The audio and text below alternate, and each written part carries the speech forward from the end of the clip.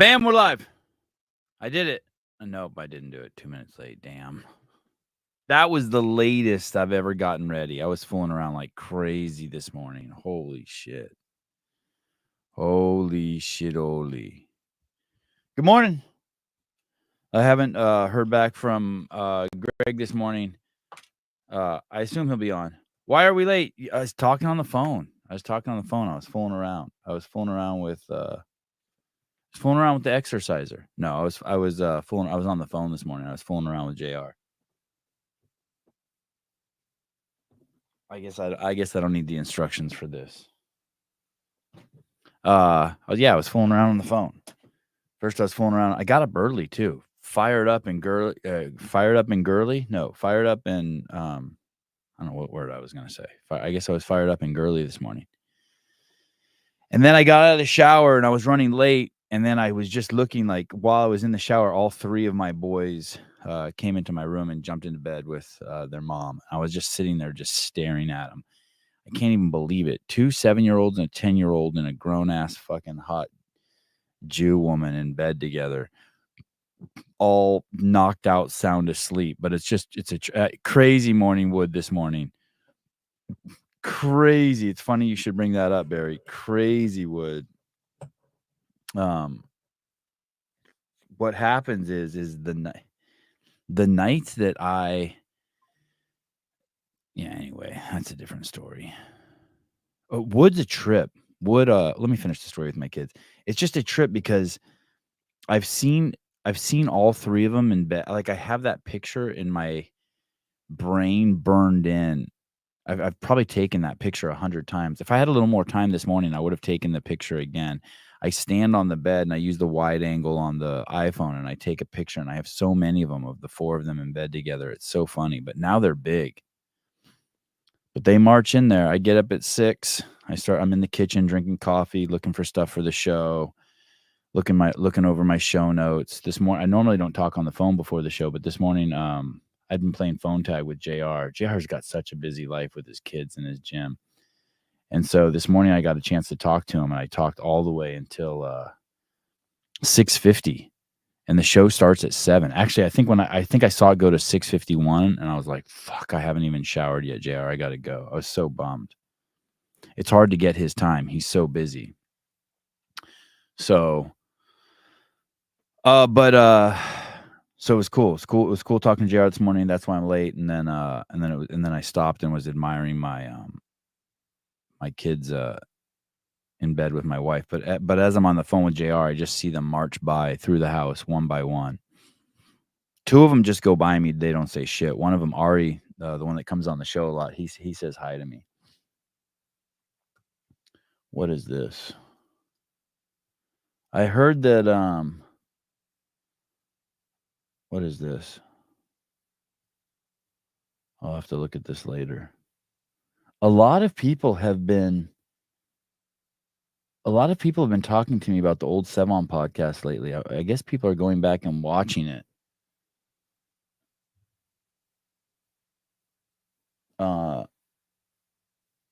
Yeah, it seems like it's like coming up every single day now. I wonder what's going on.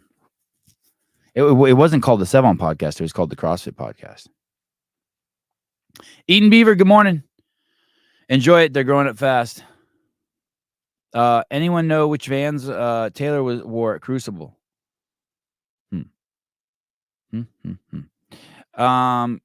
Clive McLaughlin, Sevi, is the whole American CrossFit community predominantly conservative or just your show fans? Am I right? The general population are a lot more evenly split.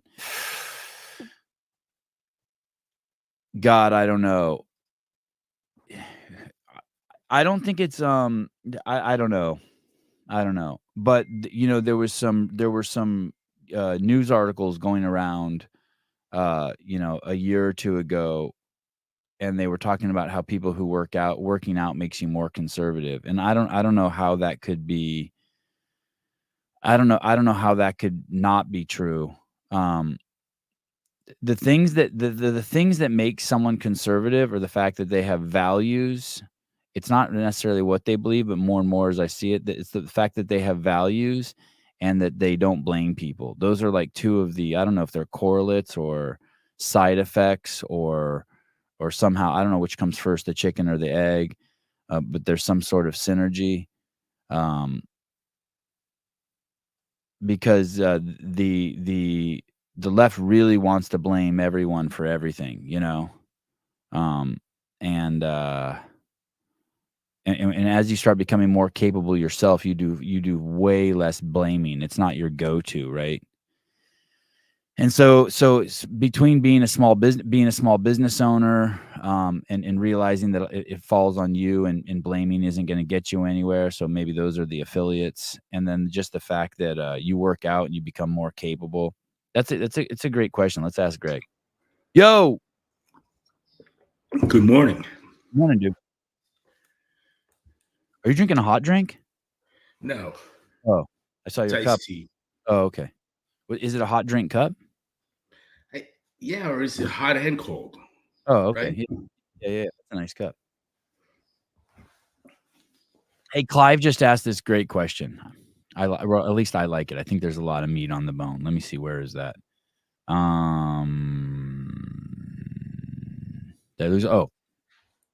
Is the whole American CrossFit community predominantly conservative or just your show and fans? Am I right? The general population are a lot more evenly split.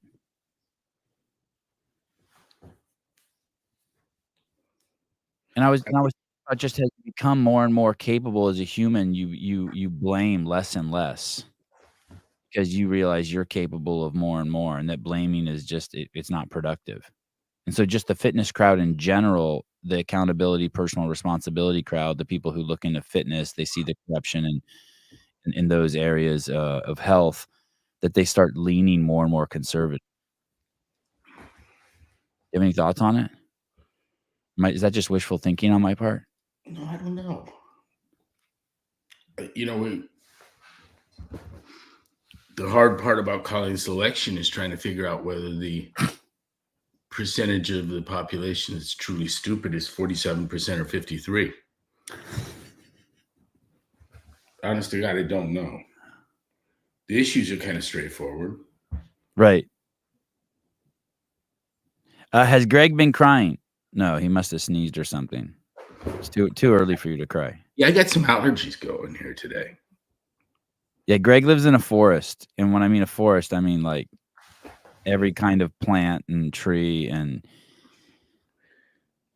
he has a full-time gardener at this place. It's like it could be a botanical garden. His California home. It's wild. Are plants seeding right now? Is it that time of year they're doing their thing? Yeah. Yeah. Right? When like summer's over, kick out the seeds, leaves are starting to drop a little bit or turn brown. Pollen flying around. It's the best time of year here in Santa Cruz, I think.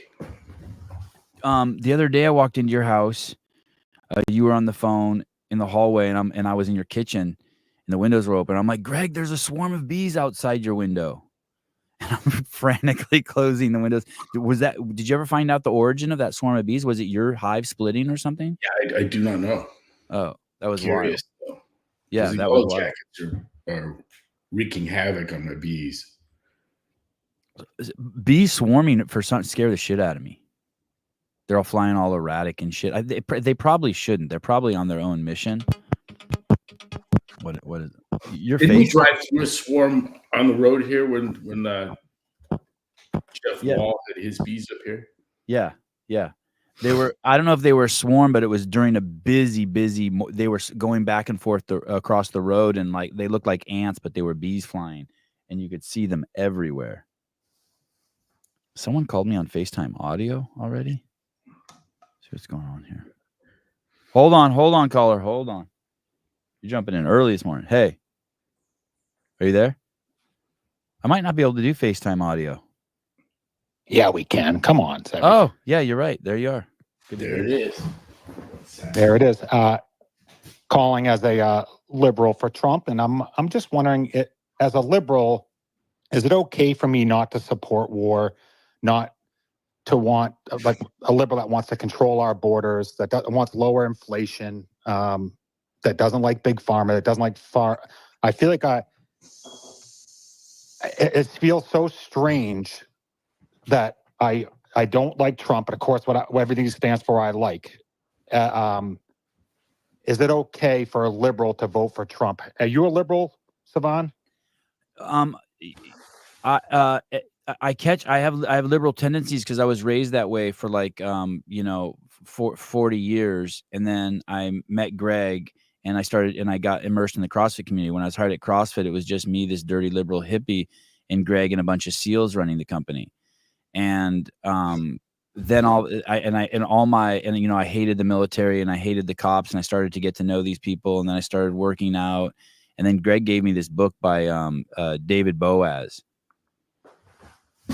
And so a part of me wants to say I switched completely to becoming a libertarian, but then recently, just yesterday, I heard Bill Clinton talking about the border, and he sounds exactly like Trump. We need to close the border. They're taking our jobs. I'm adding people to the border to close the border. So I don't know. Sometimes I get confused. I don't know if I changed or if the parties flipped. But I was brought up to, love the environment. And I think I was confused on what that meant. And I think the things that being a liberal taught me were used to manipulate me rather than actually keep me focused on the cause. Right. Growing up, Democrats didn't want war. And now all my Democratic friends are supporting the war, and they have Ukraine flags. It doesn't make sense to me. And just real quick before I jump off, what polls are accurate? Does Greg know what poll I could go to see if any are accurate? I'm just curious what he looks at for polling to see who's actually winning this race, if they're even accurate. Yeah, I don't know of one that I would trust. And they've been off each of the last big election cycles. It's I really can't tell. I don't know what the capacity is for dirty play either. I don't know how much of that can be added. Or what about the Vegas odds? Those seem like those would be those guys aren't going to. What are they? They got Trump winning, I think. Yeah, 53-47 right now, right? Yeah. It's amazing how there seems to be a shortage of people that understand that you could vote for a man that you don't personally like, whose company you wouldn't enjoy. A person that you think has kind of obvious character flaws, maybe isn't the most virtuous of men, but you could still have a reason to vote for him, and that you thought that was a better option for the country. Right. Well, so that's interesting. That takes us back to the values. One of the dumb things I used to say as a liberal, and I can't believe I'm going to say it on the show. I used to say, "Hey, if I wouldn't want my kids around Trump, I would much rather have them hang out at the Clintons' house." And it's funny how much, with the Obamas, and it's funny how much that's flipped. I wouldn't want my kids around the Clintons or the Obamas at all. And I bet you Donald Trump's an amazing grandfather. Just a world class, just the way I see him with his grandkids and how cool he is and how loving he is and the attention he gives them. It's funny how it flipped. I think that we have a couple of generations here that have been raised in unprecedented luxury and comfort, security and comfort, financial security, physical security. And this generation, several of them, are so removed from the way the rest of the world lives and the way things are. And it seems to me that a society, again, several generations of comfort and unprecedented luxury and security, I think those people won't be comfortable with the people that have the means to protect them.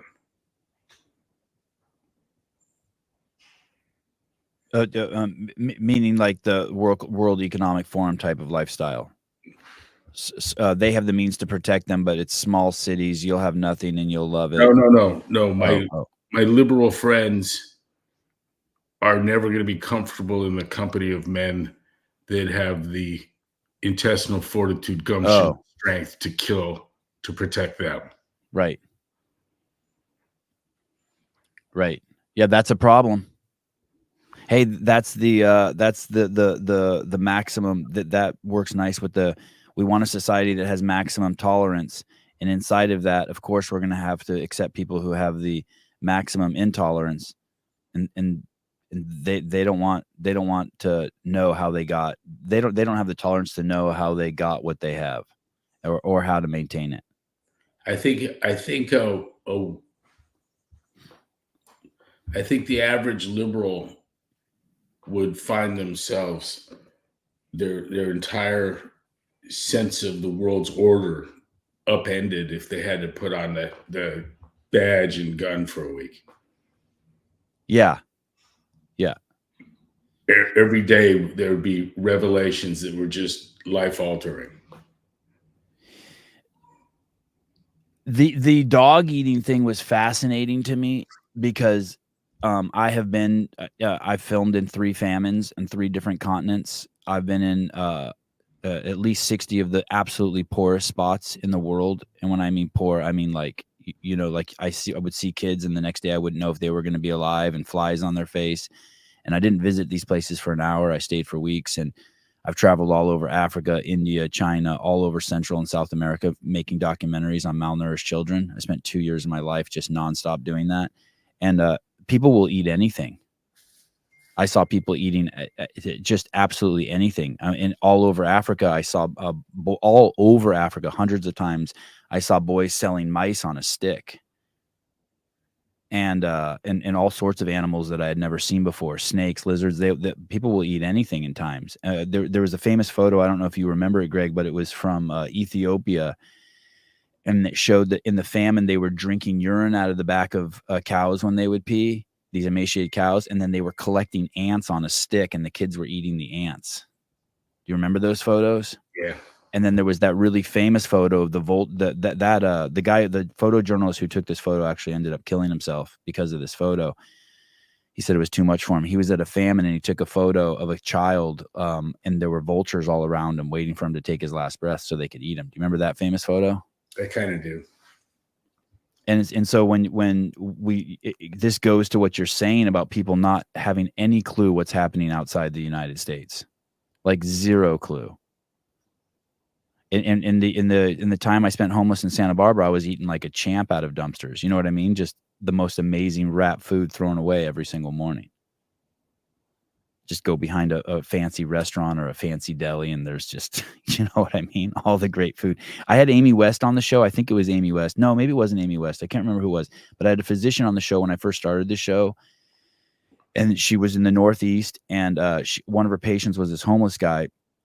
And he had type 2 diabetes, and they said they were going to have to amputate his foot. And he's like, what can I do? I don't want to lose my foot. And she said, where do you eat? And he said, I eat out of this dumpster behind a Chinese food place.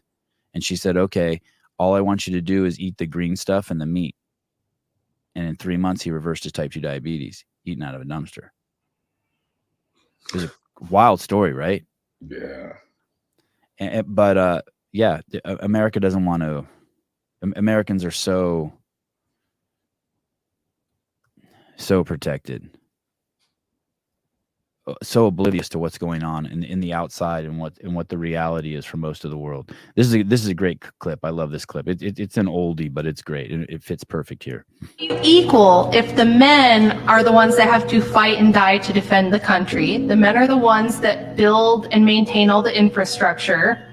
Right? None of this stuff in the studio is built or maintained by women. You know that 90% of infrastructure jobs are still held by men, and that if you look at the top 20 jobs held by women now in 2024 versus 1924 are almost the exact same. So women have had 100 years to do whatever they want, and they still do the same 20 jobs they did 100 years ago, other than We switched out farm labor for HR work. But other than that, we're secretaries, nurses, daycare ladies, early childhood education, administrative assistants, retail workers, all the same shit that we were a century ago.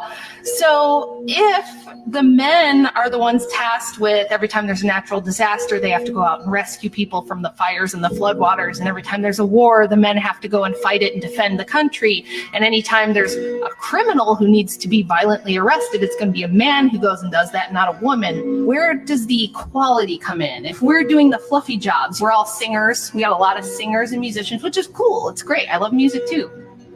But y'all ain't rescuing people and doing the heavy lifting or the dirty or the dangerous jobs. Like, who collects the trash? Men. Who does all the steel working and oil rig work and all of the sewer cleaning? How are you equal if the and this should be offensive to no one. It's just the way it is.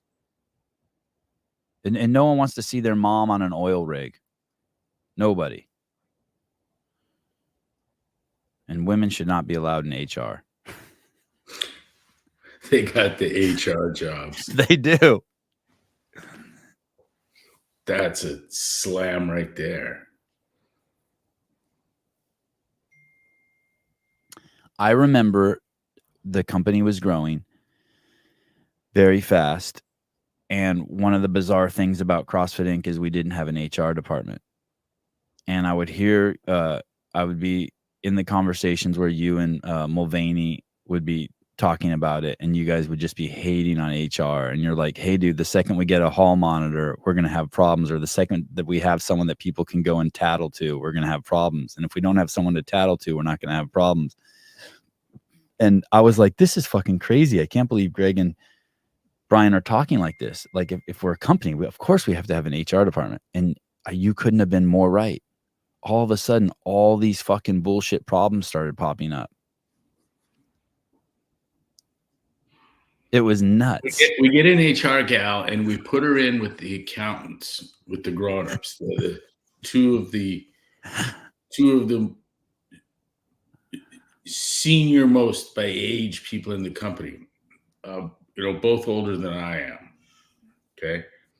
So we put her in a very sober and serious environment. And the next thing you know, the two accountants that have known each other forever are at each other's throats, and they're actually both bringing guns to work for fear that the other one's going to shoot them. I remember that. So help me God, that's a true fucking story. That's what my HR gal does for me. Turns my peaceful accounting office in the little town of Prescott into a potential scene of a work shooting.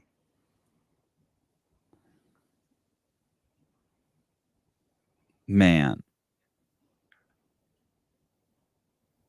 Unbelievable. Utterly, completely fucking worthless. And I remember you telling the HR lady we had, hey, what I really want you to focus on is just Be the benefits lady. Yeah, benefits lady. Just make sure people are getting paid on their 6 days, and we have the best health insurance and the best 401k. I don't want you getting in tiffs on someone has their desk too close to their door, or someone's too loud in their office, or like, it was crazy. Oh, hey, and our HR person really was like, it really just becomes the office for gossip. It's like where all the gossip is. So-and-so's on fucking psych meds. So-and-so, hugged this person too long. So-and-so is not working and in the gym too long. It just became just you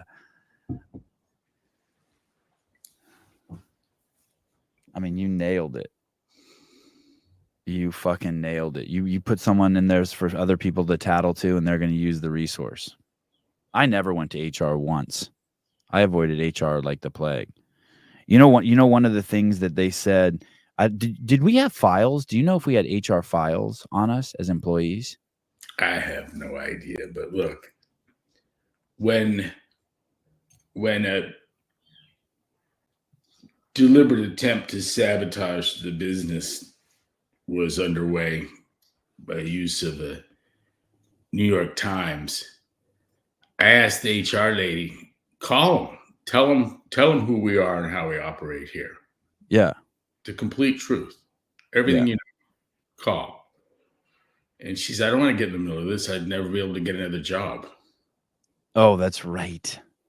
That's right. And then later she's like, I think you hate me. And I'm like, oh. I'll be damned. Couldn't do it. Couldn't do it. I guess it. I don't know how it came out. I don't know if I had a file or they spoke to the HR person at CrossFit, but it got back to me that someone told Rosa. This was in the couple months that I lasted after you sold the company. That I had called the HR lady a cunt, and that was one of the there were like 3 reasons they had to get rid of me, and that was one of them. And someone's like, "Did you call her a cunt?" And I'm like, "I don't know. I mean, it's possible. It's possible. Yeah, I call her that. You know, right. It's possible. Oh man.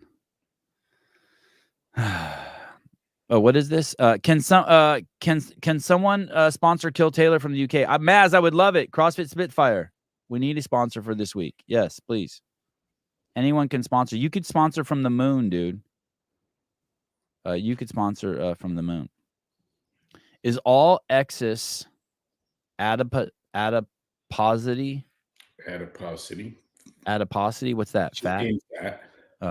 Is all excess fat driving the replication of inferiority RNA DNA, or is there some minimum required amount of fat needed to thrive? Yeah, there's some minimum amount of fat needed to survive. Or to thrive. Yeah, I mean, Annie Sakamoto showed up at the games too lean for success.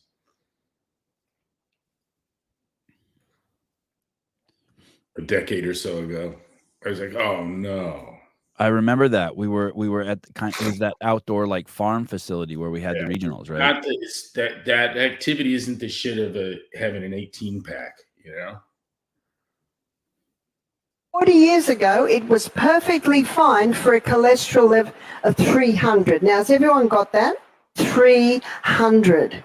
What are you told today if you're 300? Last year in Maryland, I was talking to a lady in her 70s who was a pathologist. She said, I used to do all the testing on blood cholesterol levels. We considered a cholesterol level of 350 perfectly fine. What are you told today? It can't go over 190, am I right? What do they want you down to, 150? Do you know the fattiest organ in the body is the brain? And cholesterol is used to protect the brain against chemicals, heavy metals. We've been deceived.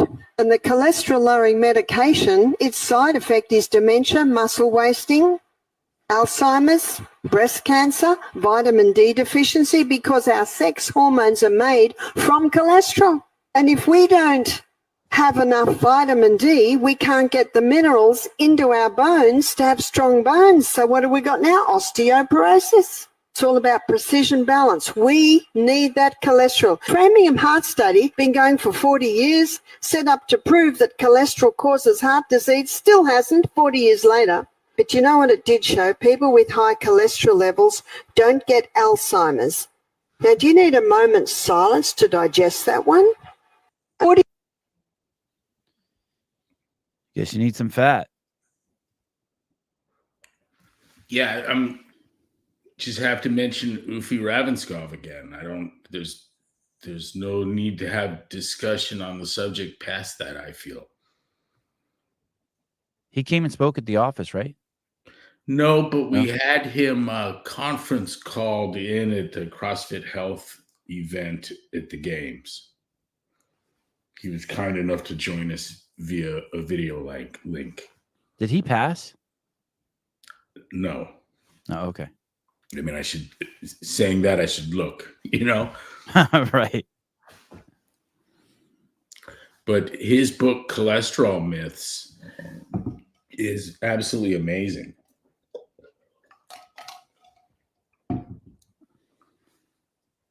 That used to be, you had stacks of that one around the office. It's such an important work. The race for the White House is nearing the finish line, with Election Day less than a month away, and both Vice President Kamala Harris and former President Donald Trump have been vigorously campaigning across America. Since 35 of the 50 states have voted for the same political party from 2000 to 2020, the winner of the election is almost always decided by a handful of battleground states, and in 2024, it's not likely to be any different. This year's election is likely to hinge on 7 swing states: Arizona, Georgia, Michigan, Pennsylvania, Wisconsin, Nevada, and North Carolina. Can either candidate sweep all of them this year? According to the bets made on the online betting platform Polymarket, partly funded by early Trump backer Peter Thiel, Trump has a 26% chance of winning each of these swing states at the time this article was written. Harris was given a 14% chance of winning by wagers on the platform. However, this did not include North Carolina, which was separately given a 63% chance of voting Republican overall. So I didn't realize. So I guess the betting odds are determined by who's making the bets.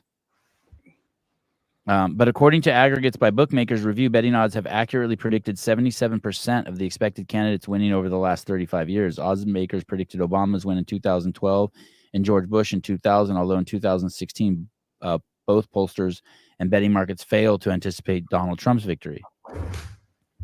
Betting markets have evolved into a reasonably accurate predictors of election, even more than some polls, but they're far from foolproof. Often we see wild and unreasonable swings in these markets based on small events that appear to reflect a shift in momentum, but likely are just noise. So basically Vegas got Trump ahead. But I guess that's really just polling people who bet money. Bettors, right? That would be a way to say it. Sure. You're just looking at where the cash is. Right. So people who have a tendency to bet money in Vegas think Trump's going to win. So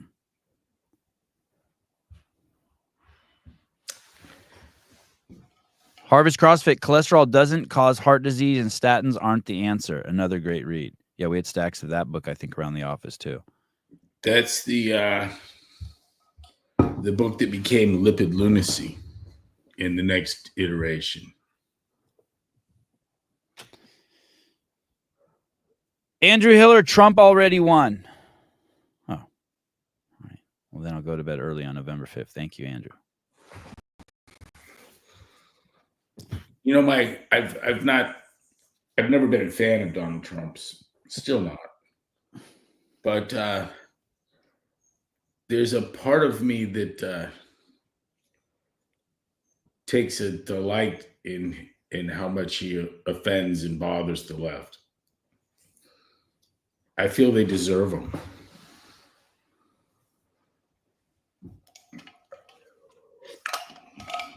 Go on.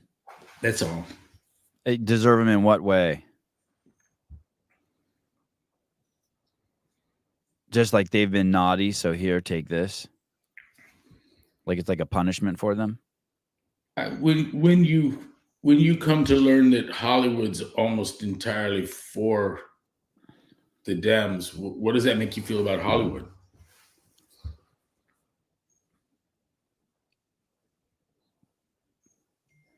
I mean, me personally, I mean, there's a lot. I'm making a lot of presuppositions, but it makes me hate them. Makes me not want to support them at all. Yeah, that's how I feel. Yeah. Someone asked me, do you not listen to artists who support, who go against your ideological beliefs? And yeah, like I'm so sad about Neil Young. I love Neil Young. I would listen to just Harvest Moon over and over and over. But the stuff he said about people who didn't want to get the vaccine was so vicious and nasty that it just made it impossible for me to like him and to believe any of the words that came out of his mouth and music. I don't remember which band it was. Was it Rage Against the Machine or whoever those guys were that posed naked on their album cover? Those guys were just hating on. It's not that they were pro-vax; they were hating on people who could think for themselves and didn't want to take it, and it just undermined everything that I thought they stood for. Because I thought they actually stood for something. I didn't think that I thought that they were making their music to like get out their beliefs. I heard something really, it's going to show how immature I am in thought, but this rapper French Montana was being interviewed the other day, and he said the best thing about meeting Diddy and working with Diddy is he taught me how to be rich without having to make music.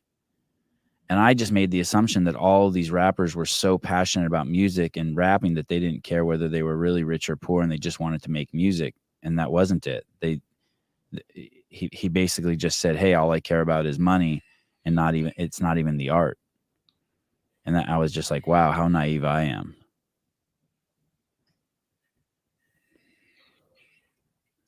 It seems like a really stupid way to try to get rich. Oh yeah, that's a hard way to do it. And then another thing that I kind of had my eyes open to recently is like, if you start, like, I just thought the lyrics were all fun and games in rap songs and rock and roll songs. But more and more, it's like, you know, when you're going to go write a script in Hollywood and you want to get into script writing, you'll ask someone, hey, what should I write about? And they'll be like, hey, write about what you know. Just write about what you know. Write about what you know. Stay in your lane and tell the story that you know and make a script out of it. And you listen to these lyrics and these songs and you're like, holy shit, this shit is their real life. This is disgusting. Like it's not a joke to them that women are bitches and hoes and cum rags. Like that's their preferred woman. And yeah, it's growing up is weird. Eric Brandt, coach, your thoughts on RFK and Trump on health crisis? Make America healthy again. Yeah, I'm an RFK fan. He's I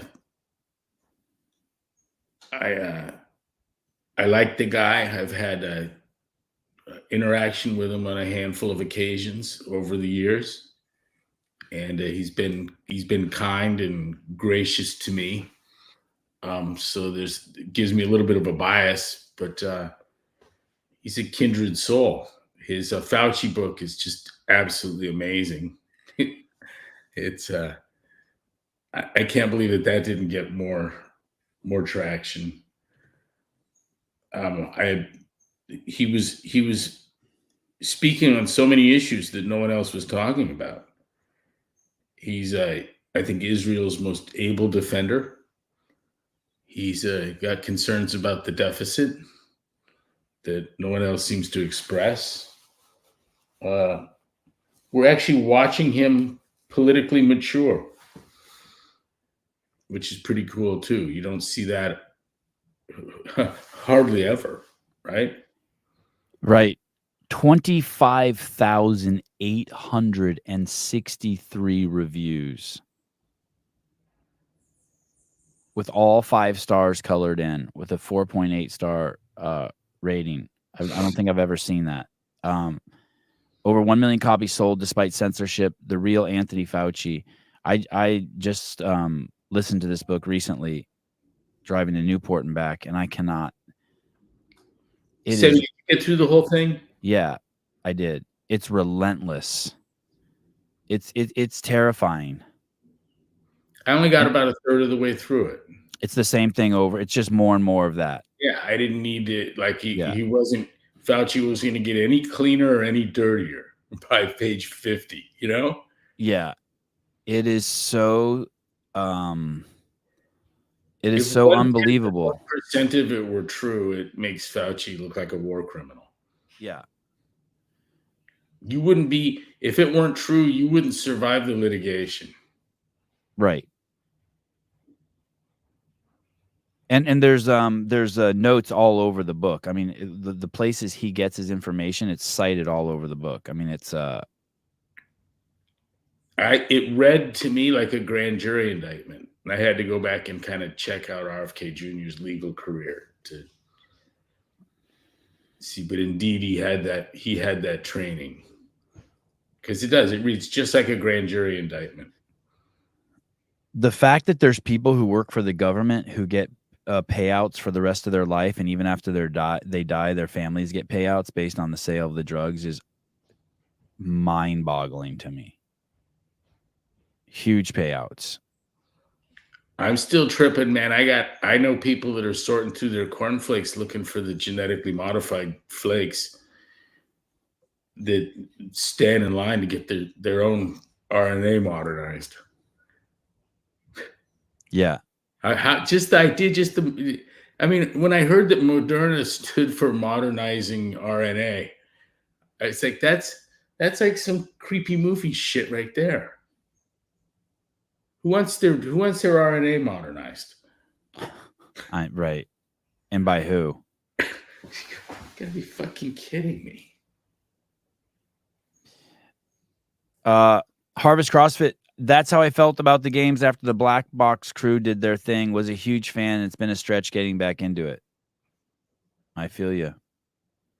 What was that? I don't get it. Just meaning, I don't know what started this, but my takeaway from this is like, because I'm going through it now with the whole PFAA thing. It's like, hey, you're part of the family. You have this delusion that the CrossFit community is all one big loving family.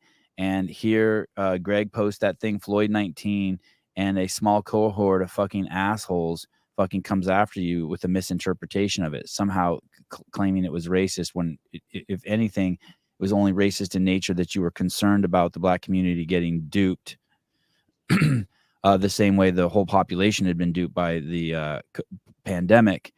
And they started saying, I'm out. When instead they should have been like, fuck you to the world. We stand with CrossFit. We stand with what this thing has given us and how it's a great movement for all people. Wasn't that Rob Wolf and I don't. Oh no, that was so he could write a book. That was the original Black Box crew. That was the thing where Tony and Dave got into it with OPT and I think Rob Wolf. I think that was the original Black Box. But I think what Harvest is talking about is when the games athletes started saying I'm out. That basically that if you didn't step away from the company, that they weren't going to compete anymore. And the response should have been like, one, their response should have been the opposite, and two, everyone else should have been like, good, fuck you, don't let the door hit you on the way out. And he's saying that, like, yeah, once you see that these fucks aren't really part of the community, they're just fucking parasites on the community, it's hard to ever get back into it. That's my take on what they're saying. And I totally get My it. favorite part of CrossFit was that we had a community of people that came over time to understand that the globally accepted parameterization of health, the metrics that are used to define your health, are not independent variables that can be manipulated to create a healthy person. They're dependent variables of some lifestyle choices. And so the strength of that off the carbs, off the couch, the potency of the metabolic fix, and the tremendous breadth of positive benefits to the approach was really exciting. And we've got all of that at MetFix, and not likely to see you won't have to suffer fools the same way, I believe. I mean, we're gonna have instant problems with registered dietitians and that kind of thing. That's already going on, but that's the battle we want.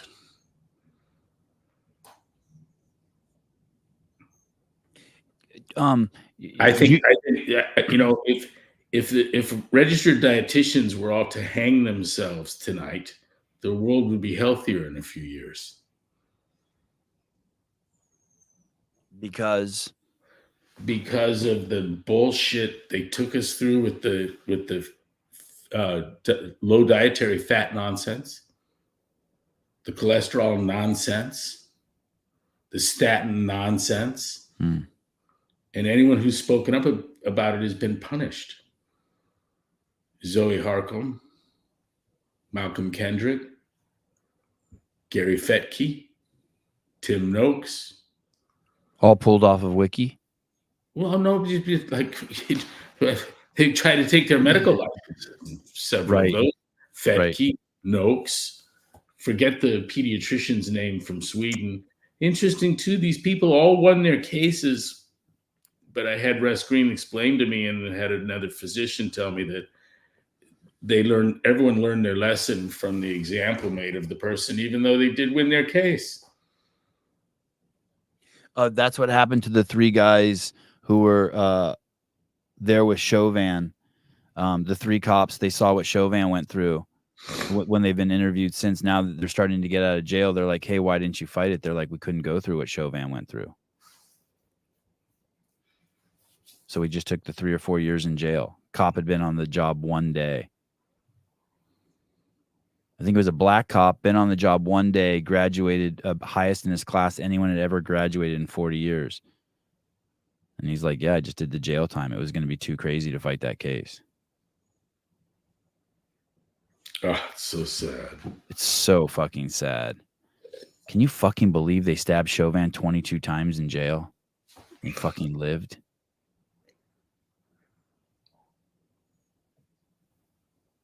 It's nuts. Hey, there's this guy who has this radio show in Los Angeles called The Breakfast Club, I think.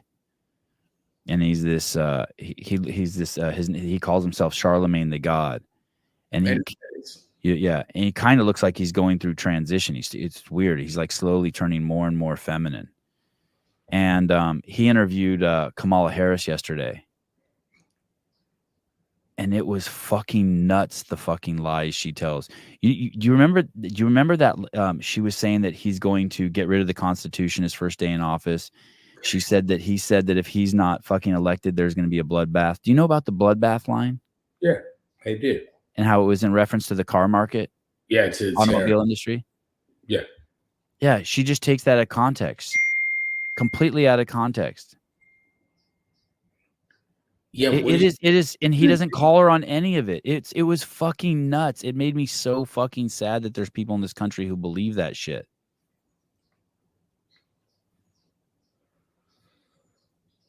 The left wants to do away with the First Amendment to protect democracy. She said that January 6th was a legitimate attempt to overthrow the U.S. government.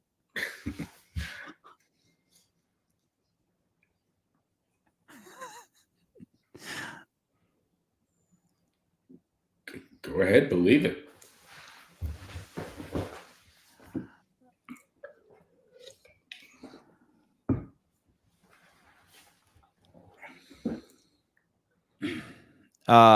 Says the party that chased Joe Biden out of office. Right.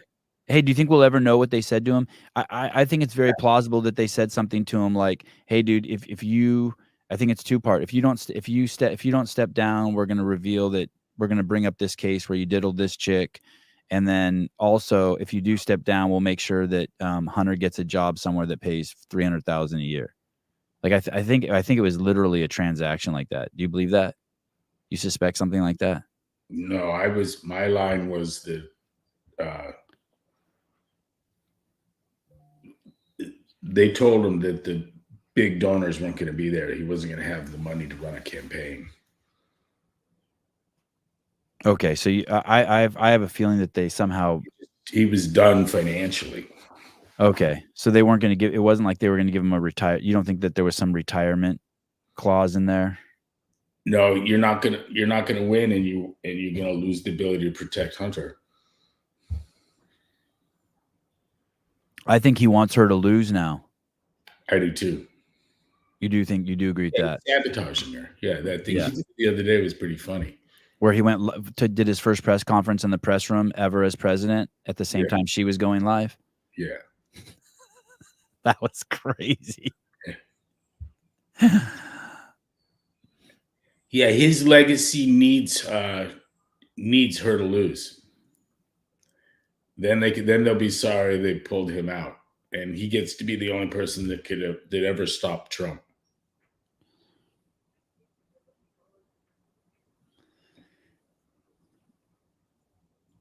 Jake Chapman, does Greg like deficit deadlifts? What's a deficit deadlift? You stand on something that's like, an inch off the ground or 2 inches. So it's beyond your normal range. Yeah. Yeah, I mean, I don't think what's the obligation to, what is it? What's the bar sit off the ground on a 45 pound plate? What is that? That's a good question. I don't know that. 9 inches? Oh, Chase, that's a great question for Jeopardy. For CrossFit, your CrossFit Jeopardy show. That's a great question. How many is it? Someone will say. Boy, I've never heard that question asked or answered anywhere. Teresa, it hurts my back every time I use lighter weight. 8.5 inches, Augustus link. Hey, that was my guess. 8.5 inches. Yeah. God, there's a whole series of trivia questions that would be fun to ask about that. Like the proper width of a pull-up bar between uprights, or I don't know. I've twice been the Jeopardy question or answer. Oh, you mean on real with Alex Trebek's Jeopardy? Wow, serious? That's awesome. Yeah, that's my claim to fame. Were any of them fun? Like the CEO with the CEO with the largest penis or anything like that? And it's like, who is Greg Glassman? Anything fun like that? Nothing like that. No, nothing like that.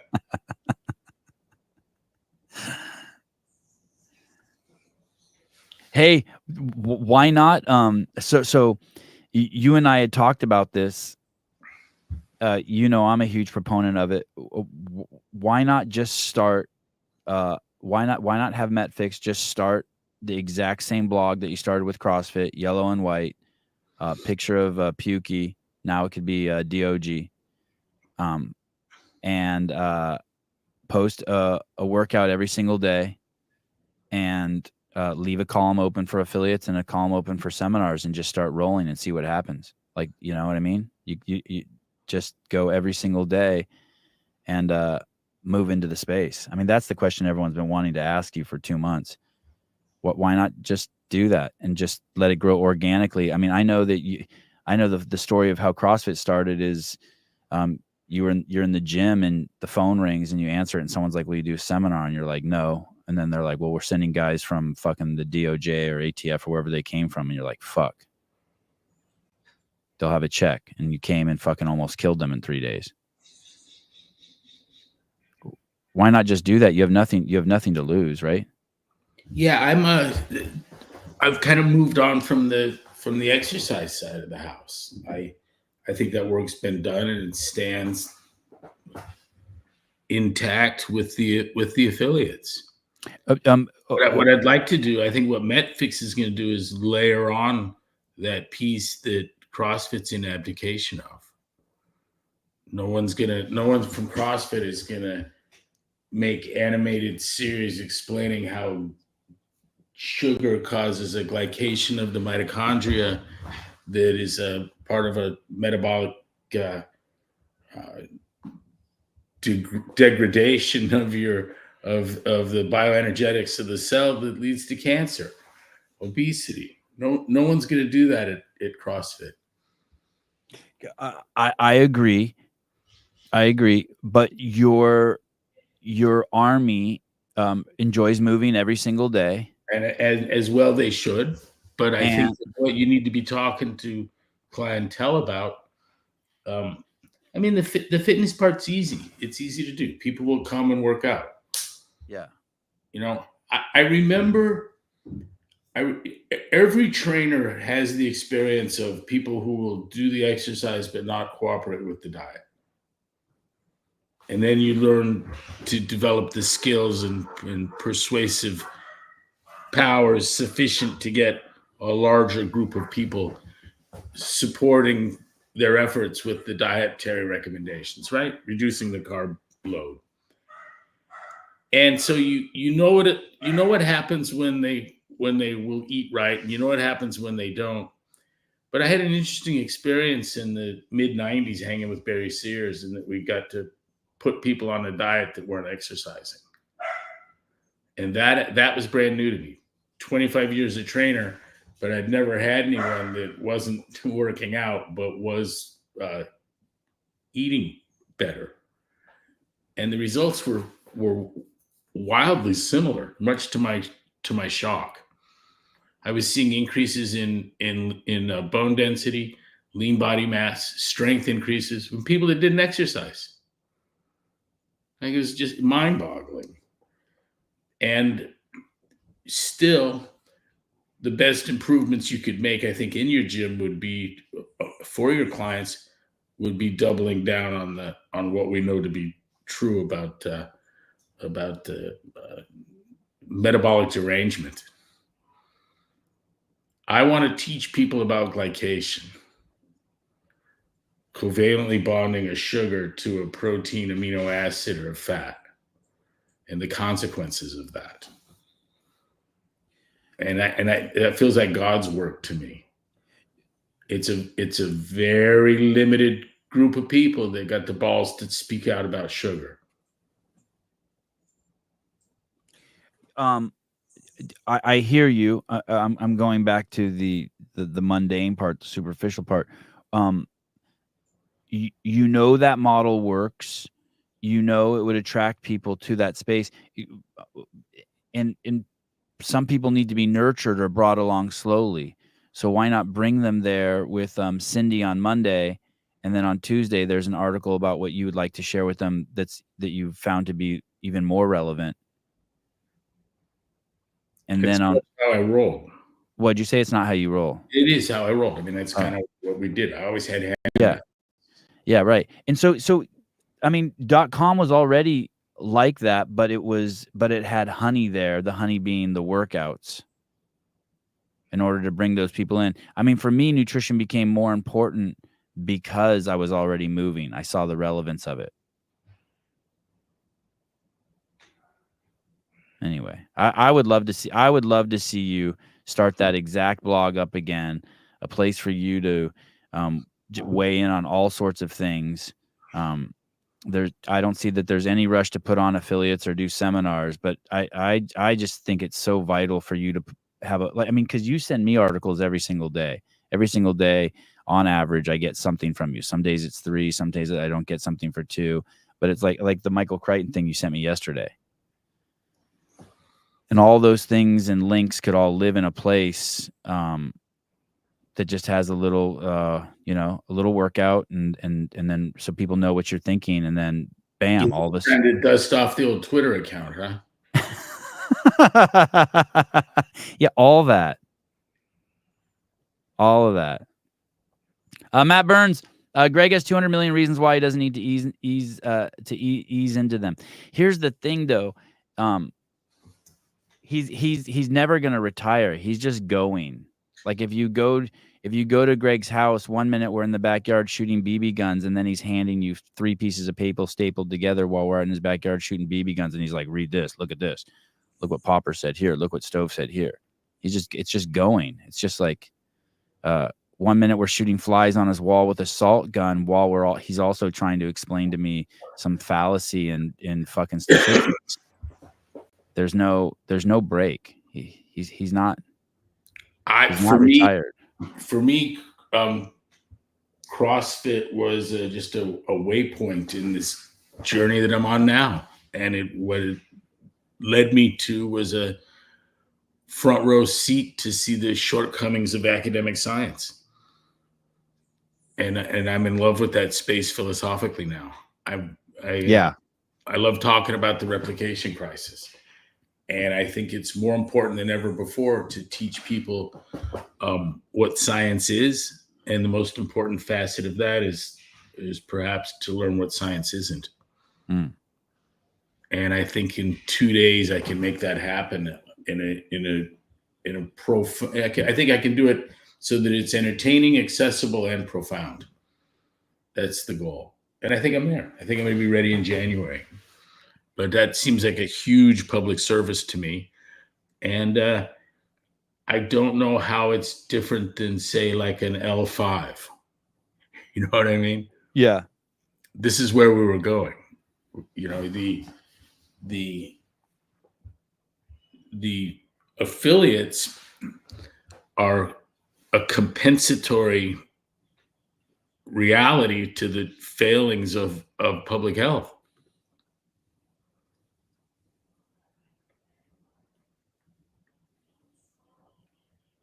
I remember someone from Outside Magazine says Greg just thinks for health people just need more CrossFit.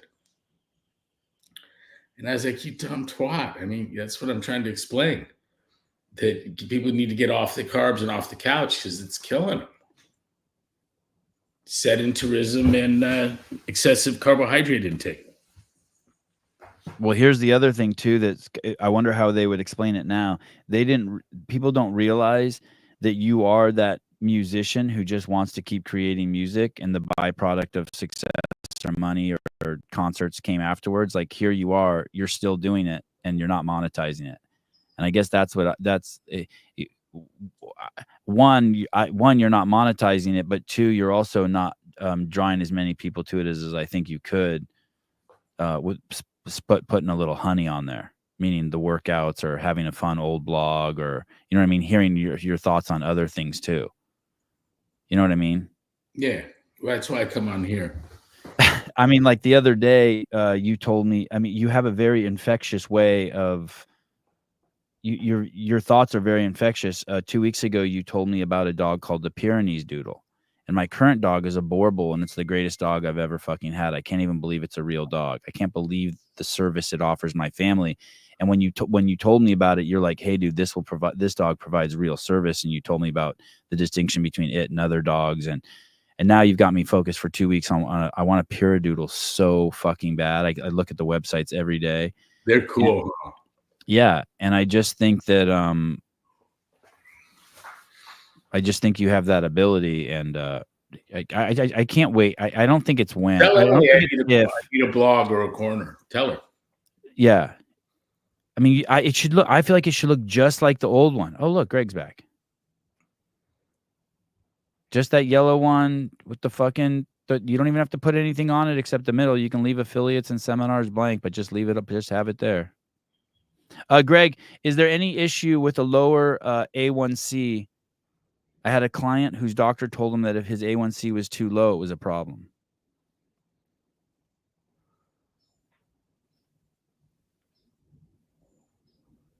I don't know. It's one of those things. If someone told me I'm not gonna do any lab work at all, I'm just gonna eat properly. In fact, we know we have a physician friend that she's done exactly that. She's not testing anymore. So what we mean is there's no glycation.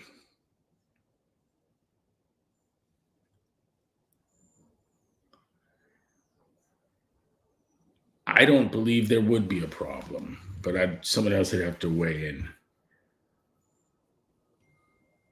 Sevi, asked Greg about the sugar versus calories discussion Hiller had with Nutrition Guy. I didn't follow that closely, so I can't ask him because I couldn't give him the footnotes on that. I interviewed and basically wind him up and let him go. It was the easiest interview ever. But we got lectured to by Scott Connolly of Metrex years ago in Orange County in a hotel room. And I thought his handling of the calorie thing was brilliant. And I would refer someone to go back to that. Is that video still on the internet somewhere? Isn't that interesting? It would, yeah. Did the mothership take it down? I think I was there for that. Tony was there too, right? Yes. Exactly right. And Jimmy Ledgeford. Scott Connolly and Greg Glassman. Does it come up? What spell is? I put Scott Hanley. Scott, what's his last name? Connolly, Connoly, something like that. Scott Connolly, Greg Glassman, videos. Insulin, body weight, and energy. Yeah. Part one. Yeah. Yep. I was here for this. Yeah, it's still on the. It's still up. There's a wealth of information there, but I think he quite is obviously involved in this loop. This guy. Yeah. That dude's fucking sharp.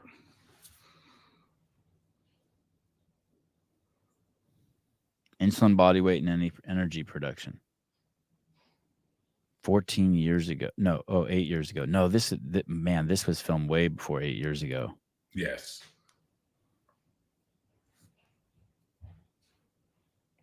You don't have a date on it? It says 8 years ago, April 4th, 2010, but I have a feeling it was. That's 14 years ago. Oh, okay. Oh, right. Okay, sorry. It says originally published in CrossFit Journal, April 4th, 2010. Okay, that sounds about right. Yeah. So then it was republished in 2016. I highly recommend that. And it looks like there's a couple parts. Man, I just barely got him going. I think he missed out on the, it would be nice to have him read Cancer as a Metabolic Disease and see what he had to say about that.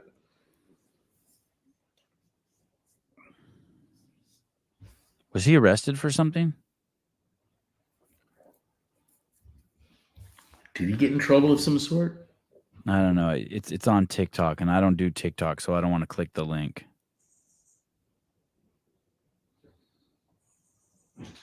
No, I think it's a different Scott Connolly. Sorry, Scott, for dragging your name into that. Greg, do you have an opinion on allulose? The sugar. Yes. Yeah, this guy's brought a bunch of that over here, and I can't get rid of it. The bars. I try to eat as many as I can every time I'm at your house. And the tubs of stuff. Yeah. Hi, Greg. Susie Tell. I just recently was accepted into the medical society. I'm so pumped. I have a call with Karin today.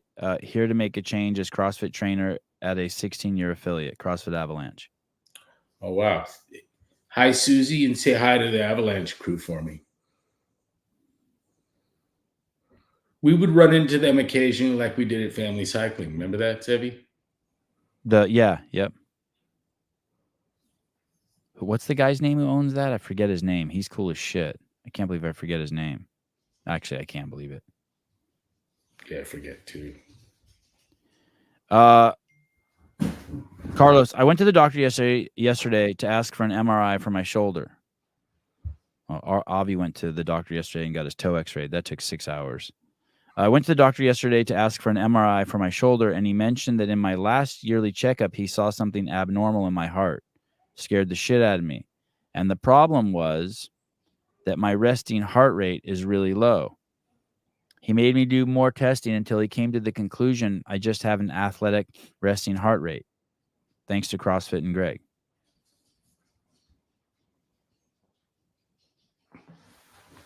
The key thing there is where is it? Go back to the means thing. This? Yeah.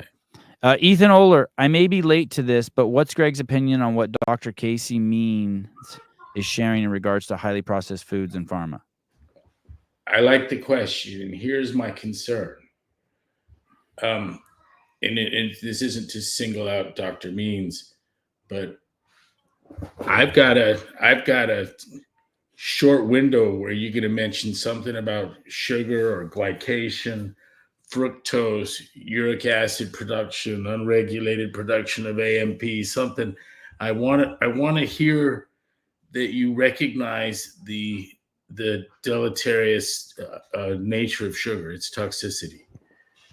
And the more you go on about highly processed foods, microplastics, genetically modified organisms, pesticides, it's great. I'm still not hearing the problem. we don't know what those other things entail because everyone's blood sugar is so high.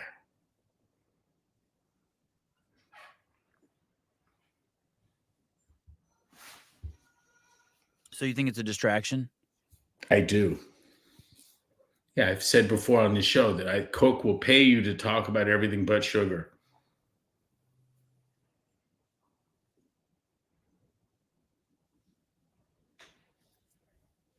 Highly processed foods. So we're worried about seed oils. That's a couple of magnitudes less effect than what we're seeing from sugar. When we were in that 44th congressional district, what was it? 60% of the female population over 60 is diabetic. That was down in Carson. Yeah, dude, that's that's what needs to be talked about. Not highly processed foods, not seed oils, not microplastics.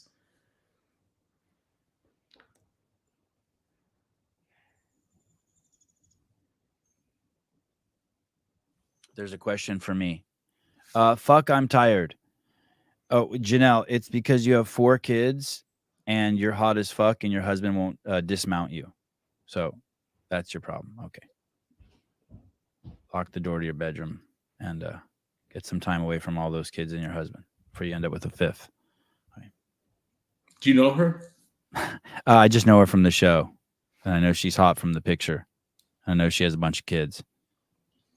I think I mailed her something once and it cost a small fortune because she like lives out in the middle of Alabama or something. Like on a dirt road. I think that's like the road in front of her house. See that? I don't know if you can see it, but see how it's like a gravel road? Yeah, it doesn't look like Alabama though. Wherever. Dirt's a color. Oh. She'll tell us in a second. But I know she got a bunch of kids and I'm pretty sure she homeschools them. She'll see. Oh, 3 kids, Alaska. Oh, whatever. I got the first But you're not fighting back about being hot, I noticed. Notice no pushback there. 4 kids Alabama and hot, 3 kids Alaska hot. Yeah, whatever. Alaska, not Alabama. Greg is smart. Oh, Whitney Davis. Oh, yeah, maybe I mailed something to Whitney. Whitney got a bunch of kids and is hot too. I got all my hot moms all fucking confused. I am hot. No, okay, 1 out of 3 ain't bad. What am I gonna do? Hey, you want to go with me to the bike shop? Yeah, today. Yeah. What time are you thinking? I don't know, but I got to get those 2 bikes out of there. Oh, they're ready? I thought they had like some sort of computer issue. Yeah, they did, and they fixed it, and I've got to go back. Oh, cool. Let's go. We'll get breakfast. Okay. What are you gonna what vehicle do you have to move them? The Hennessy? Yeah, I did take that of the. Yeah. I noticed you had both. What do you? This is totally off subject. What do you? How, are you moving all those vehicles somewhere? I mean, yeah. Like, you got to get them to Scottsdale for the winter. We're doing that Santa Barbara and San Diego thing. The Axle car left last night. It's in San Diego, I guess. You're driving to Santa Barbara and then to San Diego. Oh, I thought for some reason you were flying.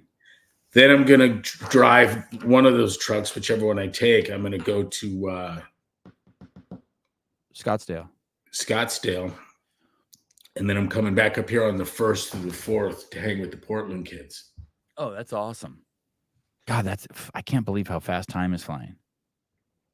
Oh shit. You're going to be here the night before the election. You'll be here on the 4th. Yeah. Wow. Yeah, I mean, and then I might even have trouble getting out. I might leave after the election or something, but whatever. You want to watch it over here? Yeah, if you're there, I kind of want to do a live watch with the group. That wasn't a cry for attention, just a complaint. Hey, listen, and I also wasn't giving you a real solution. I just wanted to tell you how hot you were. So there, we're even.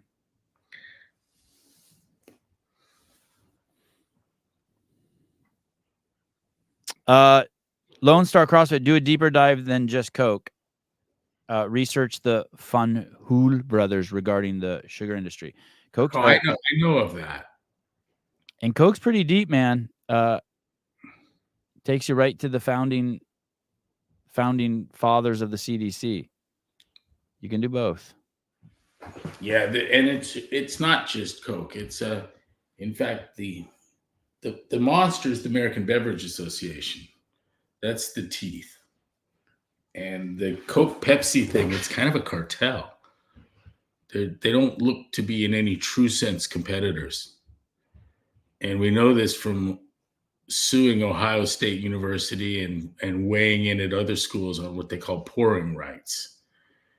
And Big Sugar has all of our major universities all carved up. Someone's got sports drinks, someone's got vending machines, someone will have the cafeteria. But the amount of Coke and Pepsi at the big universities is really astounding. Used to know the exact numbers. It's pretty cool. Do you remember when we went to that pouring rights thing in San Francisco for it was University of San Francisco, right? Yeah. Hey, I know this wasn't the point of what you're saying, but we went to the University of San Francisco to talk to the chancellor about how bad fucking sugar was for the fucking students at the school or something like that. And obviously we know sugar disproportionately, fuck, I hate that word, affects people of color more than fucking white people. Not because, well, one, because of genetic makeups, but two, about how it's LeBron James, their fucking hero, pushes them Coke. So Greg's there to fucking talk to people there about that, to the fucking chancellor. And who would benefit the most from that? The fucking the minority students who their culture, fucking 55% of their calories comes from sugar. Well, the fucking meeting was hijacked by a bunch of fucking moron minority students who were protesting something like they didn't like the color of their curtains in their dorm rooms and they weren't as nice as the fucking ones the white kids had. So Greg couldn't fucking talk to the fucking chancellor about something that was real and would impact them and their community because they were fucking concerned about fucking the color of their fucking curtains in their dorm room. I remember thinking, what a kids are so fucked up. And they shouted down the whole entire fucking meeting. It was fucking nuts.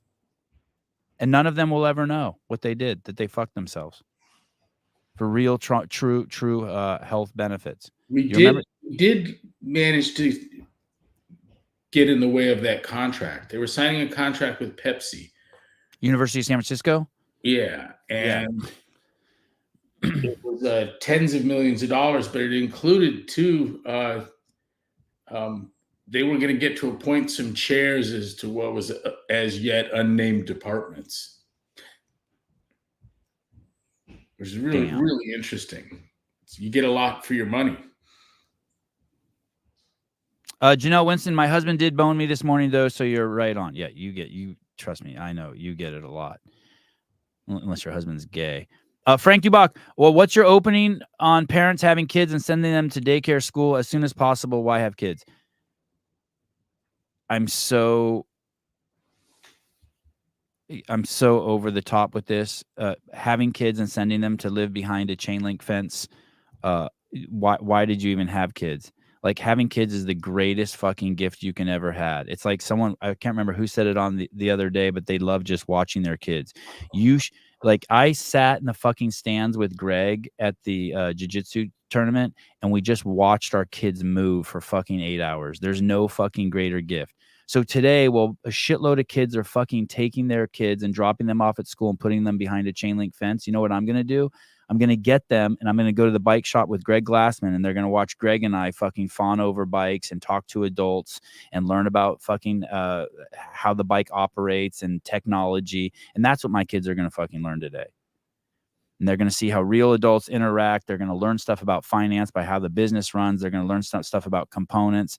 And it's all just going to happen organically and naturally. When I had Avi, I had him when I lived with Greg. And for the first 2 years of his life, we traveled we never stayed anywhere for more than 5 days. And I just brought Avi with me every single place I can go. And I know some of you are going to be like, well, everyone can't do that. Okay, fine. I don't know what to tell you.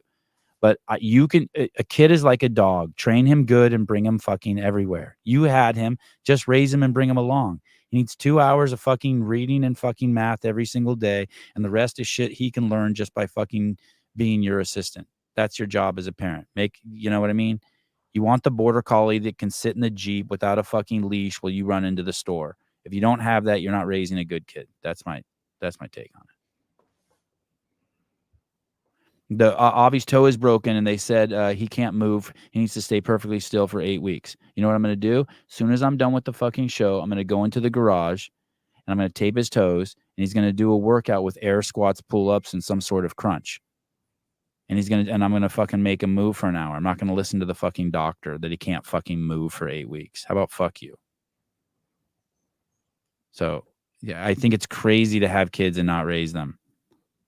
And worse off, put them behind a chain link fence where, like, I don't want anyone talking to my kid about gender. I don't want to be talking to my kid about gender. It's fucking insanity. There you go. Do you have any thoughts on the subject, Greg? Nope. Are you glad you're homeschooling? Yeah, hell yeah. Yeah, I would never, my kids would never go back.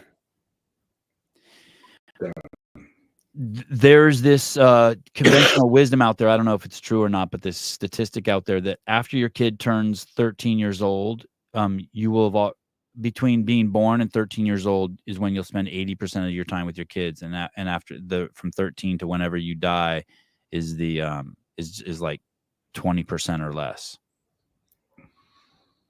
And I don't know how this is going to affect it, but you know, my day looks like this. I'm at Greg's house at 1, and we're sitting on the counter just shooting the shit and talking about stuff, and we feel the temperature drops 20 degrees, and Greg calls the kids in from the backyard and is like, "Hey, go start a fire."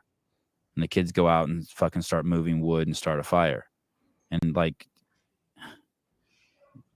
there's just a fucking 1,000 things like that. Hey, kids, break up the cardboard boxes and get them in the fucking trash cans. You just have your kids with you, and they're just learning and doing stuff. Good morning.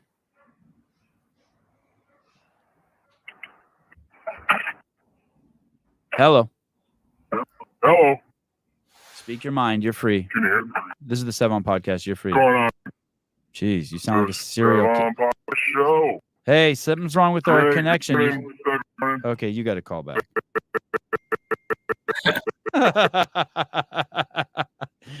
Oh, man. You know who it sounded like? A serial killer? It sounded like Sid Martinez. Oh, maybe it is. Let's see. Let's see. Hold on. Don't get crazy. Okay, go ahead. Barry White, you're on. Hello? what's up? Hey, what's up? Something was wrong with our connection. Your voice turned into a robot. Beep, boop, beep, boop. Morning, guys. How we doing? Awesome. Sevi, we've talked about this a lot before. Obviously, your sentiments as far as taking kids out of school, I think most listeners understand. But here's my question for you. I put it in the chat. I don't know if you saw it, but how do we get doctors? How do we get dentists, astronauts, some of those bigger jobs, some of those more important jobs, if we all take our kids out of school and homeschool them? I don't know. I'd have to look up and see how many doctors, how many homeschool kids become doctors or astronauts, or you know where they fall in. But what I see now with my own eyes is the people that I see who are in the entrepreneurial class are the ones who are fucking leading the way. And obviously we have these people who failed out of college, like Einstein and Darwin, and people who aren't going with the consensus, who do some fucking amazing things. I'd be curious what Elon's education is. I don't know. I don't know the answer to that. Greg, do you have any thoughts on that? Is the question, how does a doctor homeschool? No. How do you become a doctor if you're just going to homeschool your kids? Like, can they make the leap from being a 16-year-old homeschool to getting into med school to becoming a physician? Yeah, my kids, by the time they're of college age, will have way more learning under their belts than college kids get. But I think he's making the assumption, and I'll make it for him, is that they won't have the skills to Gotcha. jump through. Janelle has it right. The homeschool kids are going into into college. Janelle says they go to college and get a degree. Homeschool doesn't preclude you from secondary education. That's what Janelle said, Jeremy. She's got a good point. I mean, I'd like to look that up. I mean, if there is a way to even look that up as far as how many homeschoolers become doctors and, you know, dentists and all that. But, and you know, it's not like it can't happen. I just, you know, in a perfect world, we've talked about it, where let's say more people are able to take their kids out. I mean, I got 3. I'd love to take my kids out of school, but I can't swing it. I literally cannot swing it. And it kills me because, well, for me, I told you, I found really good school district for my kids. They do the Pledge of Allegiance before school. It's like, it's really great place. And I know not everyone has that. So like in a perfect world, dude, I love hanging out with my kids. That's all I want to do. But some of those, I don't know, normal folk, we just can't afford to do it. It's not that we don't want to, we just can't, you know? Fair enough too. Fair enough. And hey, as harsh as I am, I'm not judging anybody. I'm not like, hey, you're a fucking. I'm not judging you. By the way, I know. Okay, good. I know. Good. I know. I Yeah, know it's hard to make that. offense. I know it's hard to make that distinction. I don't hate my parents for sending me to school. And a matter of fact, the thought of staying at home all day with my parents sounds horrific. Dude, same here. Oh my God. But for some reason, I'm making my kids do it. You ever ask them like, hey, do you like, No, fuck I mean, they no. don't know any different. It's Well, not like they know the alternative is public school. Or when I do, you know, once a week, I do drive by a school and the kids are on the playground and you can see them through a chain link fence and we're somewhere. And I ask my kids, hey, do you want to go there? And they look at it. They're like, behind the fence? I'm like, yeah. They're like, no, thank you. So it's like crazy for them to see that kid kind of locked up. Yeah. Prison style. That being said, Greg's kids have done both. Greg's kids have been, what are your kids? Do they miss school, Greg? No. No. Not at all. No, they don't, you said? No. I mean, I guess if my dad was Greg Glassman and, you know, I would probably not mind hanging out with him either. Hey, Greg has 2 daughters who have purple belts, and part of their education growing up was go to jiu-jitsu class twice a day, 5 days a week. Yeah. And dude, being a purple belt at fucking 17 or 18 years old is crazy. I mean, it's a crazy accomplishment that no one's ever going to be able to take away from you. I mean, it is a fucking achievement. Oh, absolutely. I would argue that a lot of those types of things are better than what kids are getting in school anyways. Yeah. It's just, again, how do I swing homeschooling and still make money? You know, all that stuff. It's tough, but God, I want to. Trust me, I want to. All right, brother. Thank you. All right. It was great talking to you guys. Have a good rest of your day. Bye. Bye. Greg, I'm in a debate. I'm in a conversation with some guys, and I'm the only one who sits on my side of the fence. Do you mind looking at this workout real quick? Yeah. What do you got? It's 21 deadlift, 15 hang cleans, 9 front squats. 21 deadlift at 225 for the women, and then 15 hang cleans at 155, and then 95-pound for the front squats. I think that the weight for the hang cleans is too much, and they're saying it's perfect. And I think that they're completely out of their fucking mind. I don't think there's men who can do that unbroken after those deadlifts. And I think it's 3 rounds. Is it 3 rounds? Let me see. Oh, maybe it's not 3 rounds. Maybe I should. Oh, it's only 1 round? No, that can't be right. Hold on a second. The deadlift should be completed in 3 sets or less. The hang power cleans in 5 sets. Yeah, I think that's crazy. The hang cleans in 5 sets. Oh, is this just 1 round or is this 3 rounds? It's like 1 round. Oh, well then it's even worse for that. That makes it even worse. I think I don't like this workout, but all my friends think it's fucking great. Do you have any thoughts on it?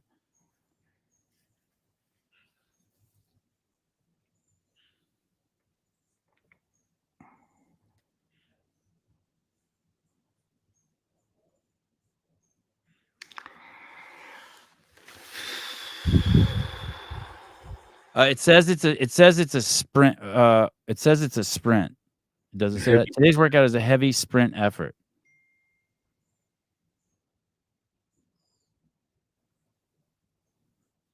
I want it to be 3 rounds and on a lower the weight. A 185 for the hang clean for the men and 135 for the I never argue with these guys. These guys are always talking about programming. I never chime in, but I couldn't tolerate this. Who is it? Who's programming? That's great. I don't know who's doing the programming, but it's on CrossFit.com. And my buddies were like, dude, this is the first time CrossFit's put up a good workout and since Greg sold the company. And I'm like, this workout sucks and we're fighting.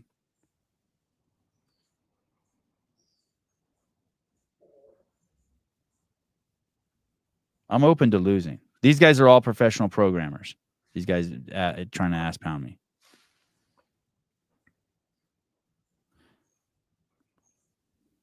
Oh, yes. Christine Young, 155 is very heavy for even the best in the world of the women. I want to see some. I keep asking, I want to see a video of a woman do 21 unbroken deadlifts and then 15 unbroken hang cleans at 155. I just want to see it. Show me that. I've been asking. No one can show it to me. I just want to see one. I don't care. Let me see Tia Toomey do it. Show me someone.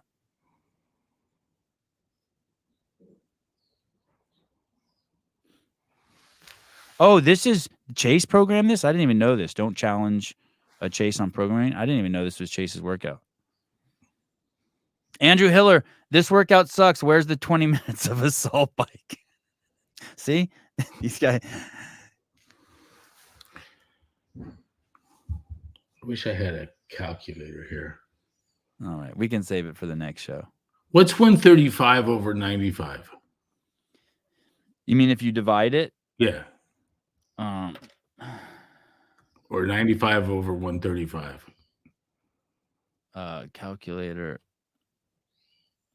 What'd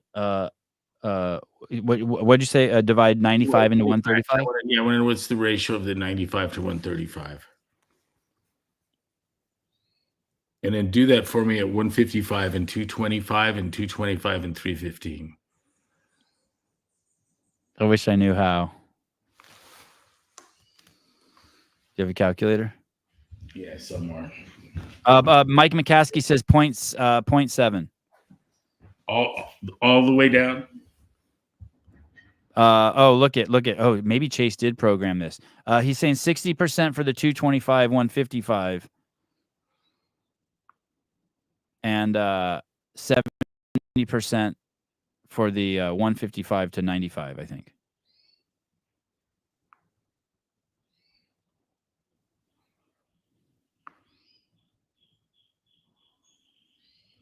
I didn't even realize Chase programmed this.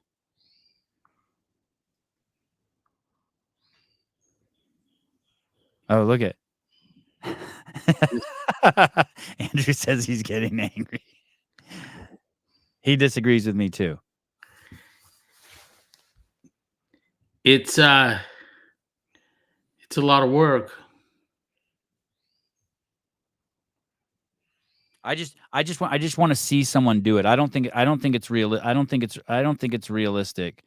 I don't think one person, I want to see just one person do that unbroken. I want to see a man do that unbroken. The last part was programmed as a cluster, but they wrote it wrong.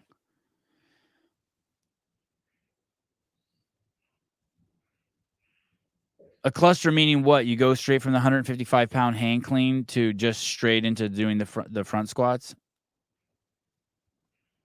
What's a cluster?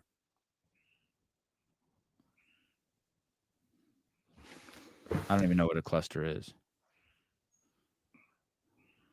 Oh, clean. Oh, cleaned. Oh. So it was a clean to thruster. So it was supposed to be 9 clusters at 95 pounds. Anyway, okay. So you think you because you're thinking about it so much, I'm thinking that you think it might be a little heavy. Yeah, I do think it's heavy. Yeah, all right. If you had to change it just off the top of your head, is it the hang clean that you would lower?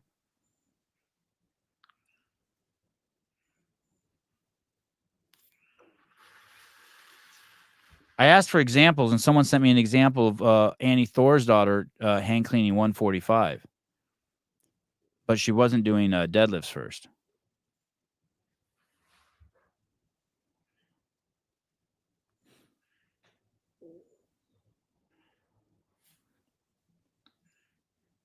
CK says 185 for dudes, 120. If you were just to look around in your gym, I would think that the majority of people could do 135-pound front squat, Right. 9 reps. But that's you mean you're looking at the men's weight? Yeah, Yeah. but how many people could do 15 to 225 hang power clean? None. Much smaller number. Yeah, I'd say 0, especially after the deadlifts. Their grip's going to be destroyed. Yeah, the middle exercise feels a little bit non-commensurate. All right, just a little bit. All right. But it's it feels like almost a games kind of workout, right? Yeah, I mean it's definitely like crazy elite. There was a workout you wrote one time. I was trying to remember what it was. It was hang cleans and rope climbs, and I saw Jimmy Letchford and Dave Castro and Dutch Lowy try it. It was legless rope climbs. I can't remember the workout. This is probably like in 2008 or 9. And I remember mid-workout, Dutch and Jimmy scaled it. They switched to using their legs. And Dave's time was twice as long as theirs, but he warred with it. It was a .com workout. I wish I could remember what it was. But it kind of reminded me. I remember seeing that. That was the first time, I was like, oh, man, if your grip goes out, you're fucked.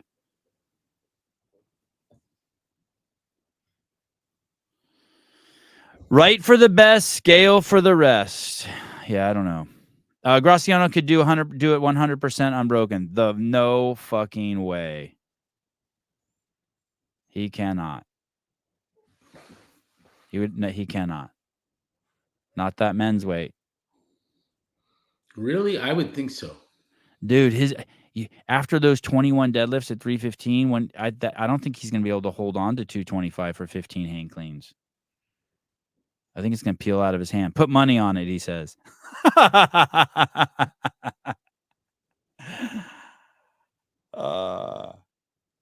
not that passionate about it, baby. Yeah, I would think he could do it. Yeah. Now they're telling him do it at 275. No, he cannot. He can't. Come on, guys. Just let him try to do it at 225. He's not. No one can. Remember the Inman mile? What was that? You had to carry your body weight for a mile? Yeah, on your shoulders. Yeah, I filmed someone at Craig Howard's original gym try that. It was fucking crazy. I think my understanding is no one's done it.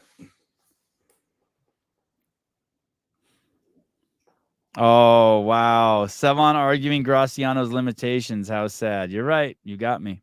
Graciano, you can do it, dude. Graciano, you can do it. Let me see you do it. Let me see. Yeah, I believe in you. Greg believes in you. I strike it. Let me see you do it. I can't. I mean, I want to be wrong so bad.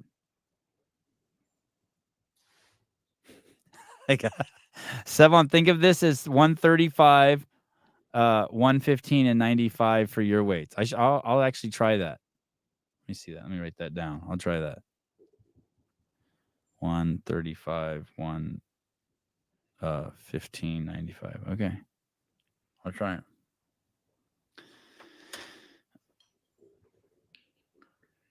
All right, let's go eat. All right. Thanks, Greg. I'll talk to you soon. Bye, everyone. Goodbye. All righty. Great show, as always. Sounds like a Kill Taylor idea. I'd like to see Taylor do it with the women's weights. I'd like to see anyone do it with the women's weights. We're not even going to have a Kill Taylor. We don't have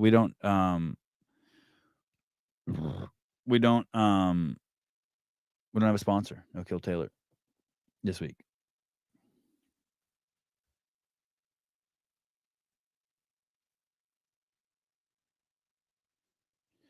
Ooh, I got to pee so bad. I want to show you guys something, but I have to pee so bad. Sevy getting ass pounded by the chat today. Maybe that's why I have to pee. All that cock is pushing against my bladder. Is this the Kill Taylor workout for this week? Maybe.